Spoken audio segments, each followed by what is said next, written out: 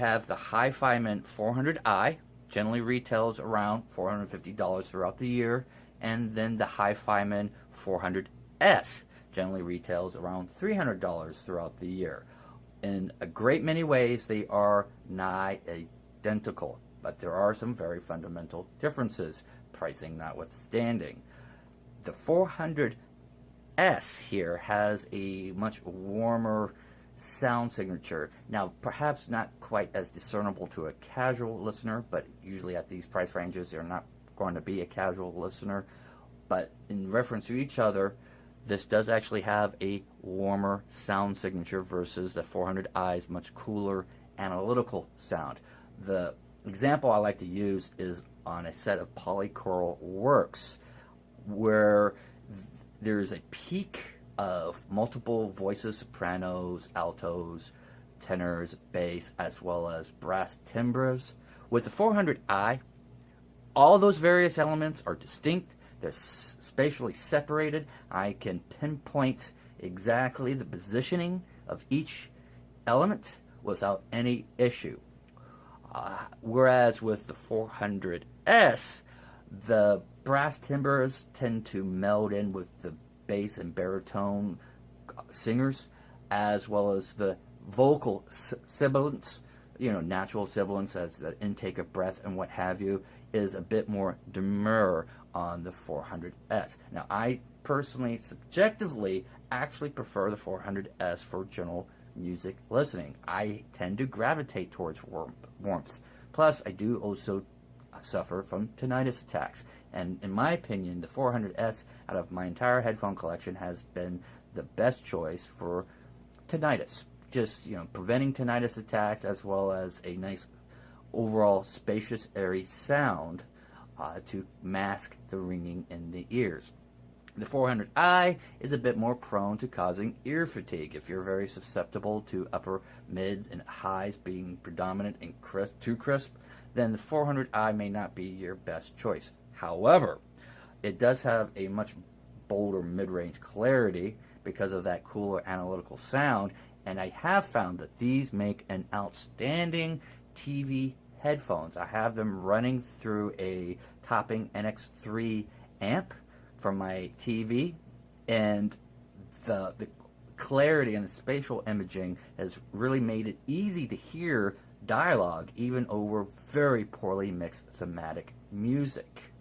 So that's my own personal take as preferred roles, but all in all, the main primary difference, if you're just considering the two Hi-Fi planar magnetic models here, the 400i and the 400s, the primary difference is a cooler analytical sound and a warmer veil.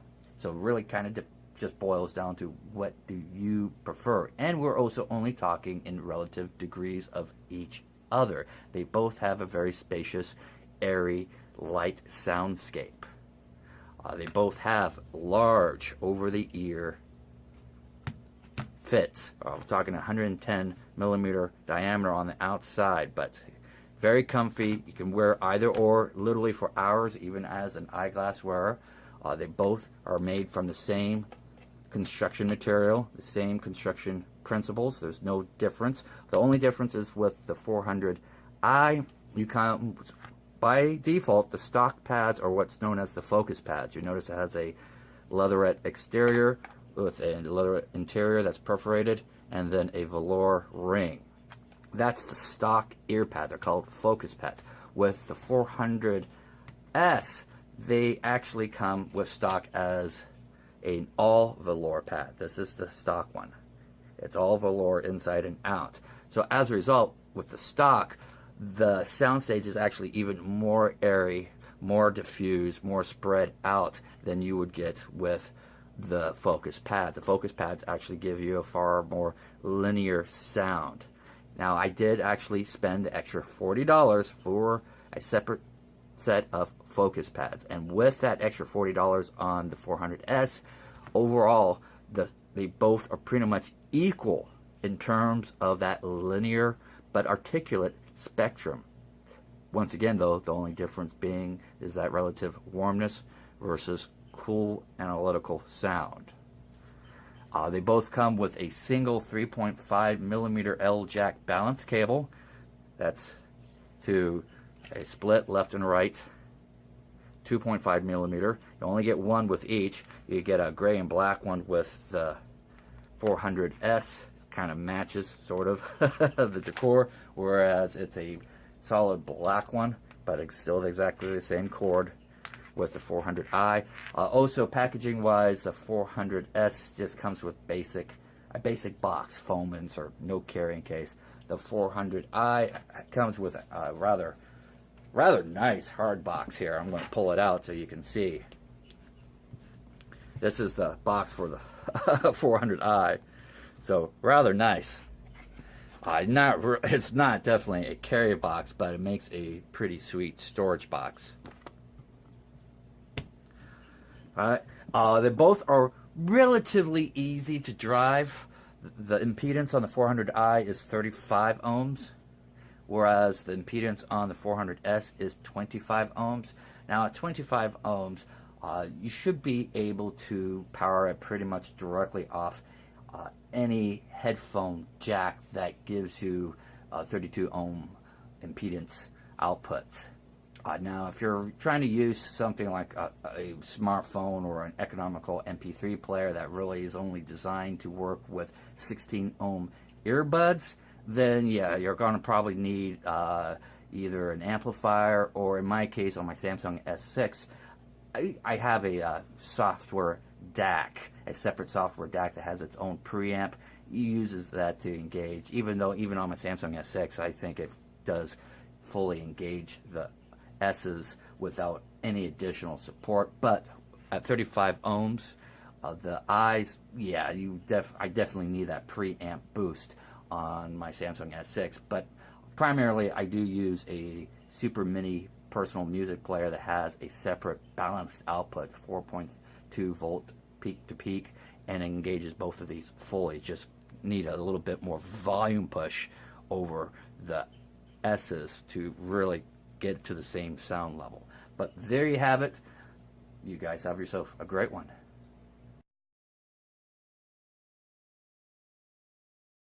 The AudioQuest Nighthawks.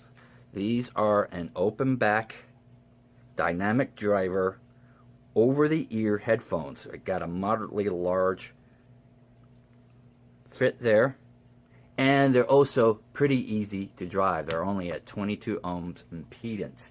That means that even economical MP3 players or smartphones that have auxiliary outputs, primarily designed to drive 16 ohm earphones, earbuds, these actually are still pretty well engaged by those, even though you'll probably have to push the volume up to really get it to a level that you're looking for. But on the whole, these are actually quite easy to drive. Now, I do have to emphasize, though, that these rather necessitate a committed, long burn-in period. We're talking about 150 hours plus. When I say burn-in, I don't actually refer to relaxing the drivers. You have to understand, I take a rather jaundiced view of the whole relaxing the drivers concept. I agree there's some small, subtle changes over time to the drivers, but in terms of dramatic changes, not really. However, these have what's known as a liquid wood housing. And when it comes to all wood-backed headphones, I take a leaf from my guitar experience. Wood body guitars take time, vibrational agitation, to really open up a wood's ultimate tonal quality. And I treat wood-backed headphones the same way. And considering that these are a strange hybrid composition, it's liquid wood. They took wood fibers and then liquefied them in some manner and then molded them. I figured that, well, okay, I can understand 150 hours might well be necessary. And I let them burn in for over 150 hours. And yes, in my opinion, there are very significant objective changes out of the box. When you first listen to these out of the box, they do have a rather dark and somewhat skewed sound. I couldn't quite know what to think of them when I first listened to them. My impression then, up to this point, it hasn't changed, is like wearing box speakers, traditional box speakers over your head. Nice sound stage, open, a lot of space in there. But if you've ever been at the flea market and walked by a pair of old, well-used box speakers from the 80s, just blasting rock and roll, and you stop and you're just listening for entertainment's sake, and you're thinking, wow, they sound great. That's what these, to my ears, sound like, that same sort of aural experience. However, it's when you start trying to analyze them, doing that comparative A-B thing, especially if you're someone who likes much more transparent clarity, these kind of like, I don't know how to feel about them. Now, after all this time, I do love them. I did waffle a little bit about returning them, but over time, especially when it comes to classic rock, that box speaker sound is really nice. But back to the 150 hours. From that sort of dark, skewed sound signature, objectively, the mid-range actually does become opened up. It takes on a sort of an airy quality. From the beginning, it was more of a concrete band, still recessed, but it was so a solid band. But over that 150 hours, not due to the drivers relaxing, but to the housing, in my opinion, kind of opening up, it takes on a more of a floating, airy quality. Very still clear, still mellow to warm, but it just kind of takes on an ethereal sense. Whereas the upper mids, at first, were pretty much swallowed. They also come forward with clarity. We're talking like percussion, hi-hats, snares, that sort of thing. So they're there without being clangy. They're rather nice. Once again, that classic rock sound. The headless tambourines are there. It's sparkly. And even the highs take on a more sparkly sense to them. They're still soft. Zero ear fatigue. If you're someone who's rather susceptible to sharp upper mids and highs, zero ear fatigue whatsoever. Even if you're listening to choral works with lots of powerful sopranos going on and high violins, the whole 9 yards, still a soft but sparkly highs. So in the end, I actually rather dig them.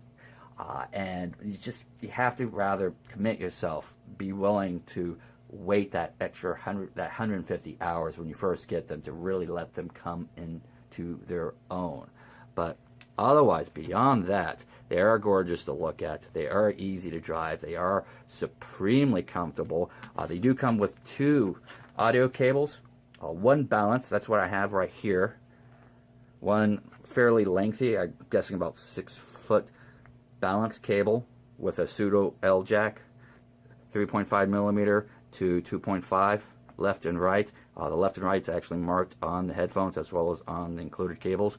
The other one is a much simpler cable. It's not a balance, it's a standard normal output cable. It's in here in the included semi-soft case. But there's the other one. So got that there. And as you can see, this is the packaging it comes in. Sort of a nice half storage, half carry. It's a little big for a carry, but it does have a handle on it. And all in all, took me time. Took me 150 hours plus. But I actually do give my recommendation if you're looking for something different. If you're already a fan of that mellow box speaker sound, give these a whirl. They are definitely a unique experience that you too might come to absolutely love.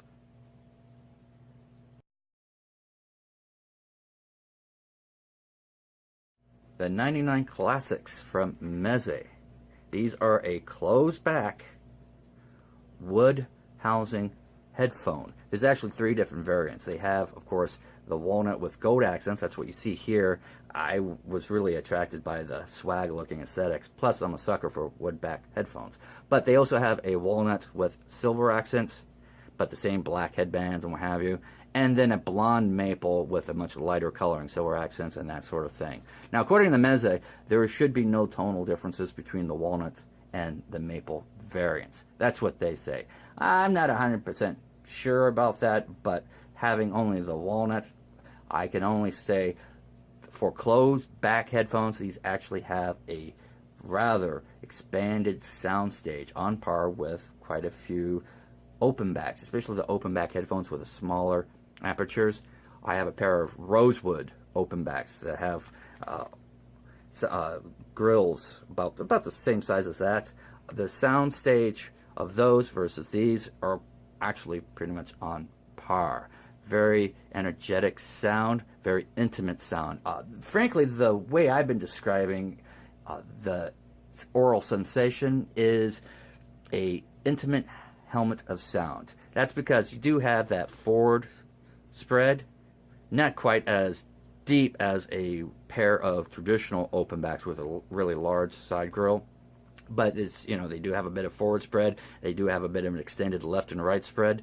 It still has a general sense of containment, as that's inherent to closed backs, but there's a vertical spread, a sense from music extending down below my chin all the way to above my head. That does give me the impression of putting on a helmet of intimate sound. I keep using that word intimate because that's the impression I kept getting as long as I've listened to these. That's because these have a very strong bass thrust along with a well-defined sub-bass definition to it. So the low frequencies have a definite dominant role, but at the same time, when it comes to the mid-range, especially the mid-vocals are almost linearly represented, perceptually, linearly represented with the bass. So even though you get that bass like popping right in front of you with all that sub-bass vicarious thrum going on, the mid-vocals are almost right on level in terms of crisp clarity.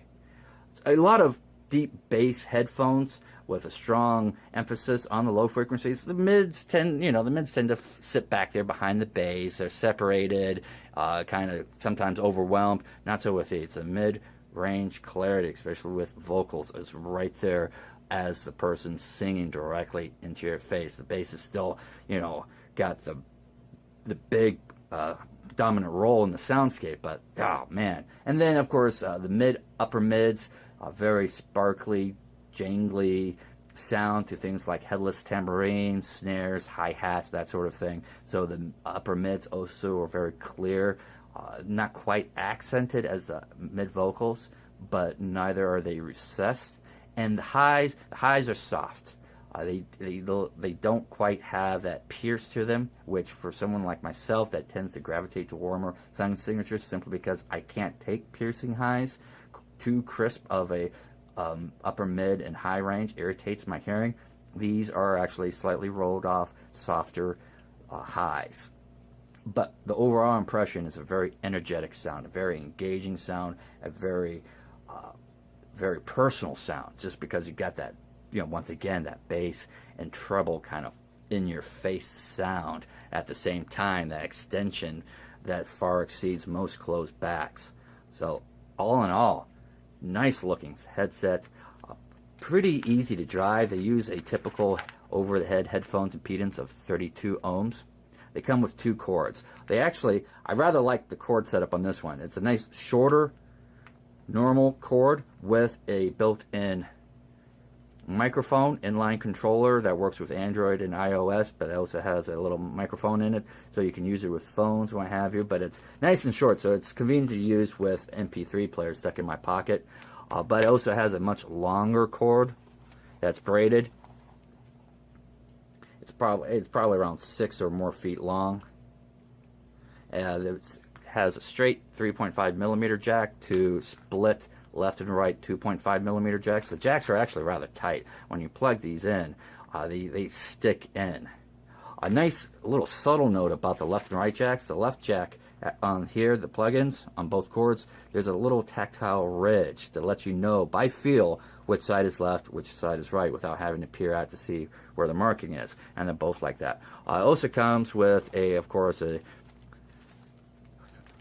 adapter there, a 6.3 millimeter adapter and airplane adapter, all gold plated. And on top of all that, does come with an actual carry case, a molded carry case.